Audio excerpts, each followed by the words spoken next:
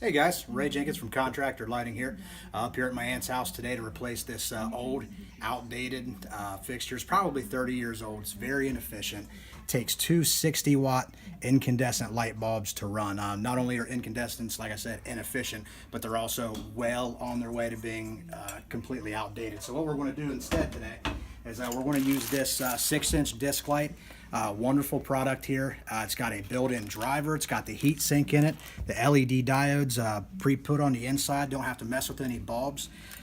Also has several different mounting options. As you can see in the bag here, we've got the Edison adapter. We've also, for your recessed cans, we've got the tension clips in there for your recessed cans. We've also got a J-box mounting kit that just snaps right over top of the driver, makes it super simple to get in there. Only uses 12 watts. It's 900 lumens. Let's get started.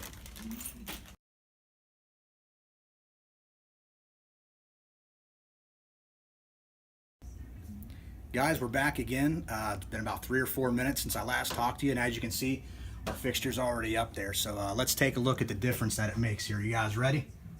Check this out. Bright, white, clean light.